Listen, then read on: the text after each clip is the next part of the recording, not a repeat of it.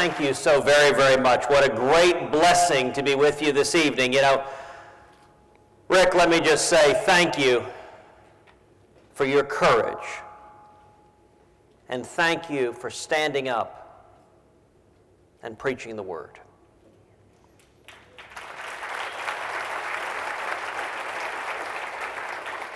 Thank you for the leadership of Vision America, standing up and energizing people of faith all across this country to stand up and take the lead turning this country around.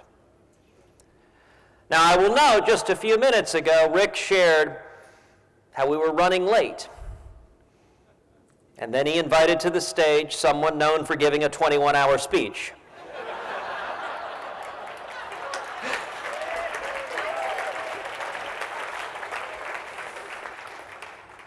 So I will tell you, however, you will know when I'm nearing the end if and when I bring out and begin to read The Cat in the Hat.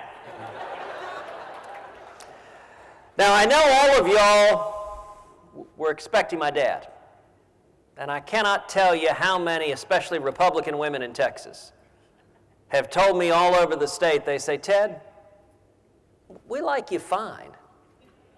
We love your dad.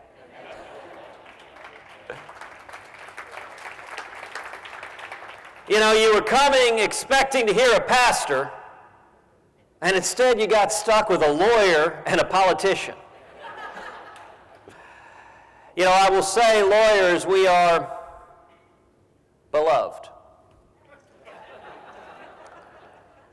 I don't know if you've heard, actually, this is true, that a number of scientists have started using lawyers instead of rats in their experiments. It's true, it's true. There's actually two reasons for this. Number one, the scientists, they were growing too attached to the rats. And number two, there's some things even rats won't do.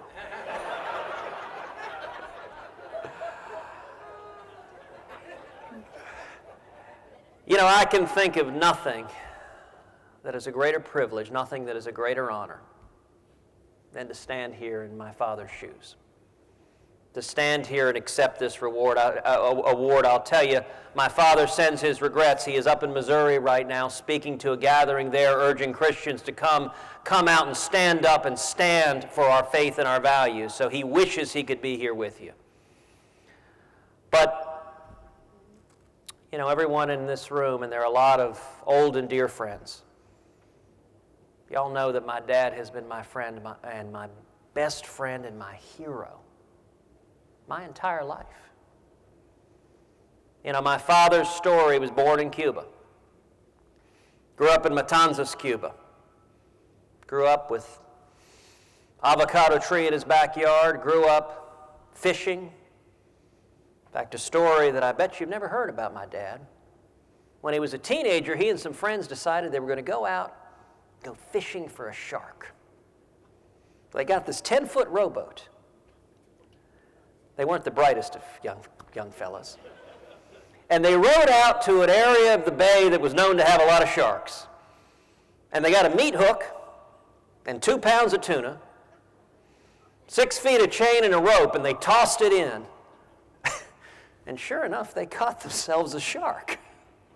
So they're fighting, they're pulling this shark, 2 17-year-old boys in Cuba, about a 6-foot shark. They're fighting it, they're pulling it, and the rope goes slack. I'm like, oh, shoot. The shark got away. Next thing they know, bam!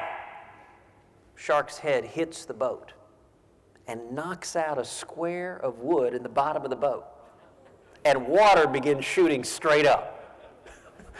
So the two of them, my dad pulled out a knife, he cuts the rope. One boy is bailing as fast as he can, and the other boy is rowing as fast as he can. They sunk about a block away from shore.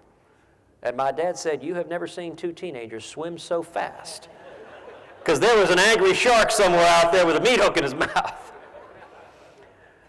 But you know, that wasn't the riskiest thing my dad did in Cuba.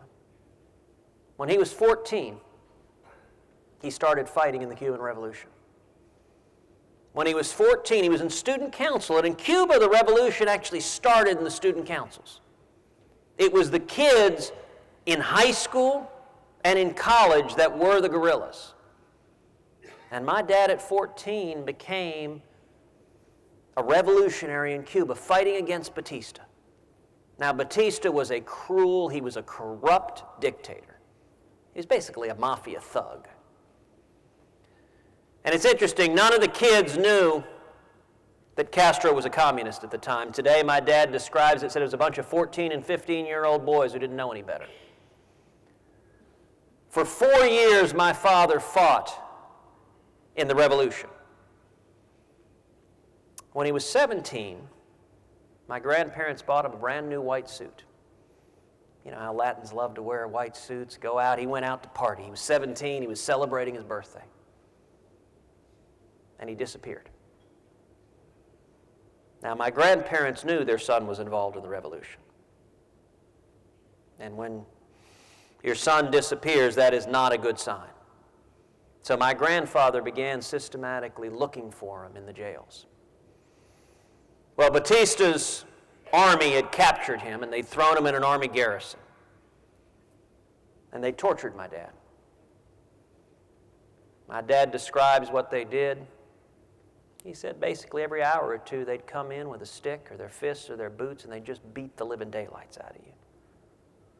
They broke his nose, they broke his front teeth out of his mouth because they smashed the back of his head with an army boot and his teeth into the ground. My grandmother told me that when she saw my father next, the white suit he was wearing, you couldn't see a spot of white on it. Every inch of it was caked in mud and blood. He got out of that jail, and at that point my grandfather said, look, get out of the country. They know who you are, they're just going to kill you. My father fled Cuba in 1957, he came to Texas. Now when he arrived in Texas, he was 18. He had nothing. His only possession, he had the suit on his back, he had a slide rule in his pocket. And you know, Judge Pressler, whenever I talk to young people, they have no idea what that is. And he had $100 sewn into his underwear, which my grandmother put there so they wouldn't take it from him. His very first job was in Austin, washing dishes. I don't know if any of y'all remember in the 1950s in Austin, a restaurant called the Toddle House. That's where my dad worked. It's now a TCBY in Austin, but it used to be the Toddle House. He got that job because you didn't have to speak English. You just had to take a dish, put it under hot water, and scrub it. And he worked, made 50 cents an hour. And he actually worked 7 days a week because he had no money. He didn't have 2 nickels to rub together. And so the great thing about working at a restaurant, even washing dishes, they let you eat.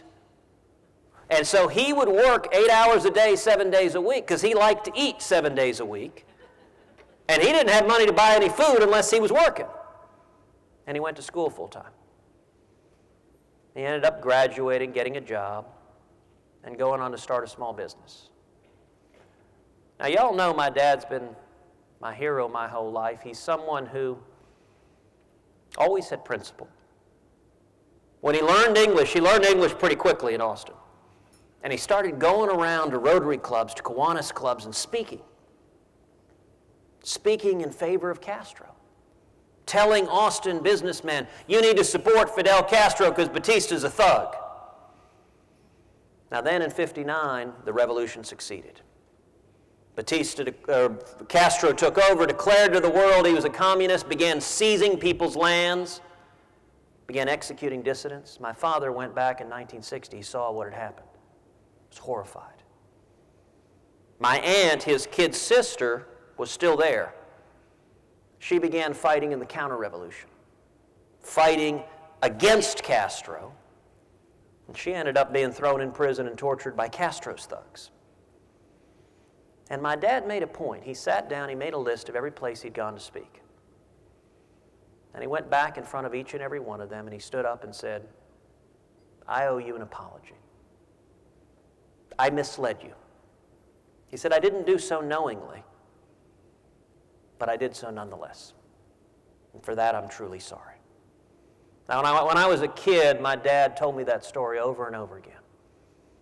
And it was always a powerful indication of character to me. But I'll tell you, in his whole journey, in Cuba, in Texas, he had a lot of things. But what he didn't have was faith. He did not have a relationship with Jesus Christ. The late 1960s, my parents got married, and they moved to Calgary. They were in the oil and gas business, and they started a small seismic data processing company up in Calgary. And many of y'all who know my dad today wouldn't recognize the Rafael Cruz that moved to Calgary in the late 60s. He was a young Cuban who liked to drink a lot and lived a fast life. For that matter, my mother did too.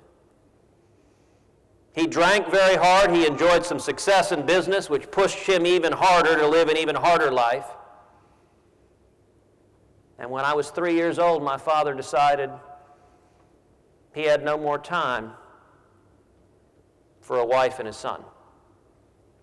And he got on a plane and said, I'm leaving. And he flew back to Texas. So he was back here in Houston, 1974 at the time. And a friend of his from the oil and gas industry invited him to come to Clay Road Baptist Church. And something in him made him say yes. And he came to Clay Road Baptist Church and he gave his life to Jesus. And it turned his life around. My father went to the airport and he bought a ticket. And he got on an airplane and he flew back to Calgary, back to his wife and back to his toddler son. And if it were not for giving his life to Jesus, I would have been raised by a single mom with a distant dad that couldn't be there to be my hero every day because he decided to pursue other things. A few years later, in 1978, when I was 8, Clay Road Baptist Church is where I gave my life to Jesus as well. Now today, my dad is a pastor. I have to tell you, he loves being a pastor so much more. He enjoyed business. He had a good career in business, but he loves being a pastor so much more than he ever did in business. And he's 75 years old today. Not today. He's 75 years old, but today he is, but he didn't turn 75. He is on the road 6 or 7 days a week, traveling across the state of Texas, traveling across the country. He preaches all over the world, preaches throughout Latin America, preaches in Spanish churches, preaches in English churches. But I'll tell you what his ministry is. His main ministry is speaking to pastors. He's spoken to some 30-odd pastors' conferences this past year. And I'll tell you, about a year ago, God laid on my father's heart the burden to go and speak to pastors. And I'll tell you, my father has a tough message. It's not an easy message. He stands in front of pastors and he says, you know what? There is no one in this country that bears more responsibility for the terrible condition of this country than pastors. Now, that's not an easy message to hear. But what my dad points out, he said, look, when the flock stumbles in the ditch, you don't blame the sheep. You blame the shepherd. And the message that my father's been sharing is far too many pastors hide behind the pulpit instead of standing out and being salt and light and speaking the truth and speaking for biblical values.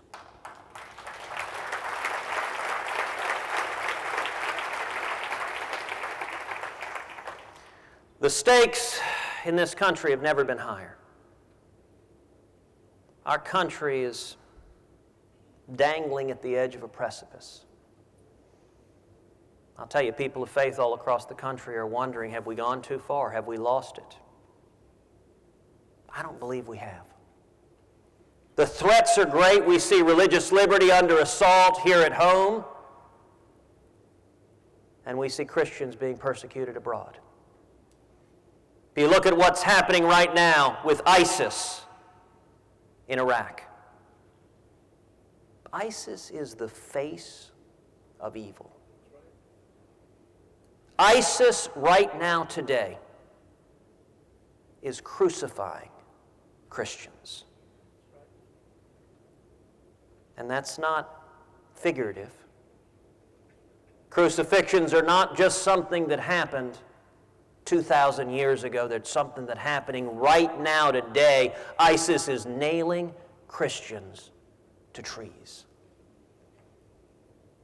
And let me ask you something. Where is the voice of every Christian in America and every Christian in the world?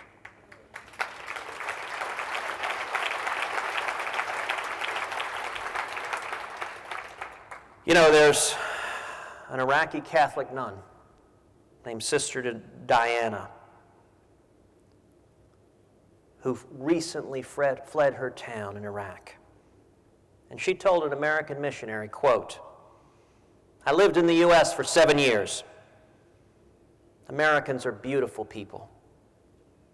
What is shocking to me is why they are so silent in the face of genocide. People of goodwill have been helping us, but the U.S. government is silent and makes us feel abandoned." This is a time for every Christian here and across this country and across this world, number one, to lift up our brothers and sisters in prayer. But number two, to speak out with a clarion voice against this evil and in defense of the Christians being persecuted. You know, we all think of Pastor Saeed Abedini, an American citizen who is currently imprisoned in the nation of Iran. Pastor Saeed was sentenced to 8 years of hard time in Iran for the crime of professing his Christian faith. I've met with his wife, Name. They live in Idaho with 2 little kids. You want to see something powerful, go online and watch the video of Pastor Saeed's children saying, "We want our daddy home to play with us at Christmas time."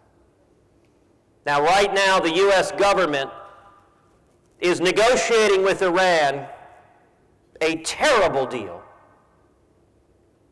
But while they're swilling Chardonnay in Geneva and New York, the government's doing nothing to bring Pastor Saeed, an American, back home.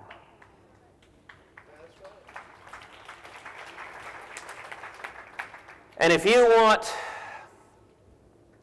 an example of persecution and also inspiration, I would suggest to you to look no further than the case of Miriam Ibrahim.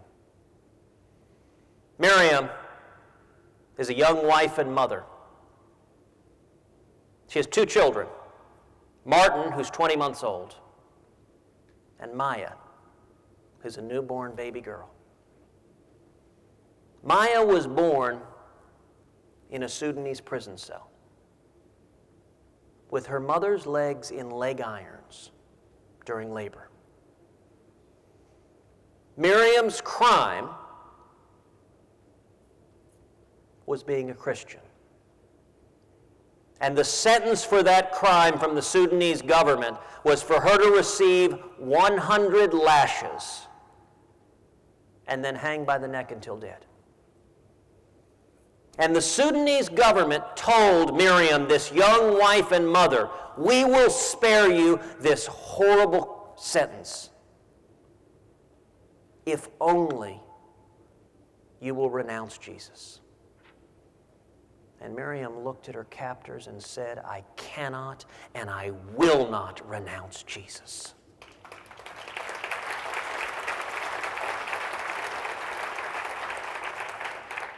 How many of us have ever had our faith tested like that? How many of us have ever faced that threat of torture and murder by a barbaric government simply for standing with Christ? Now, I'll tell you, Christians all across America, all across the world, lifted Miriam up in prayer, spoke out. And the voice of truth, the pressure rained down on the government of Sudan. And thankfully, praise God, Miriam has been released and she is home in America.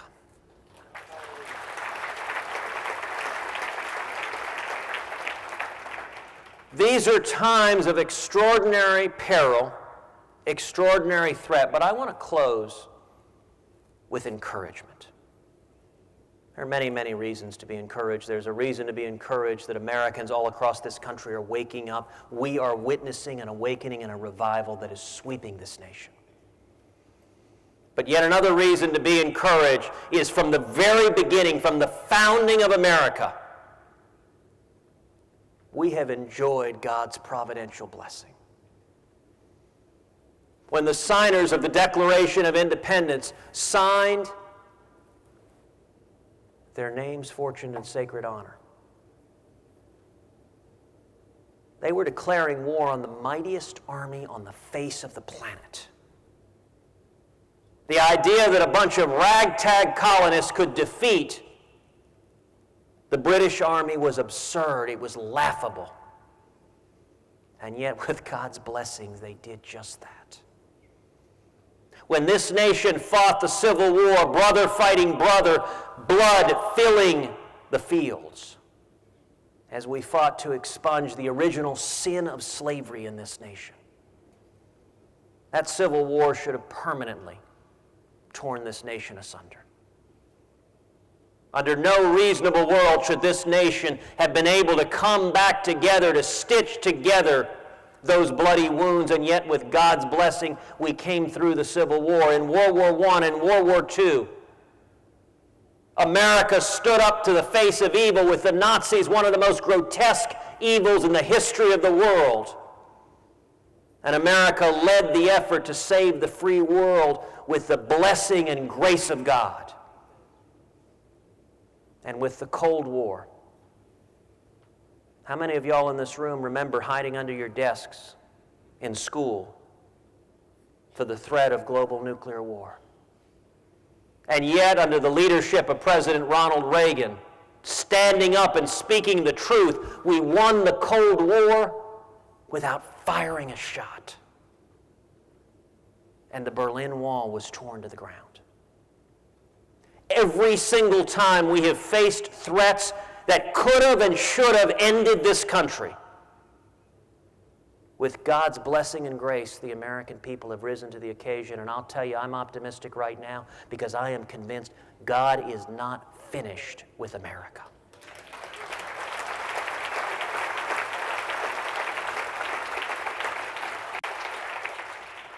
And I just want to say thank you to each of you for your commitment to faith, to truth, and to this wonderful nation that we love and cherish so much. On behalf of my father, thank you very much, and God bless.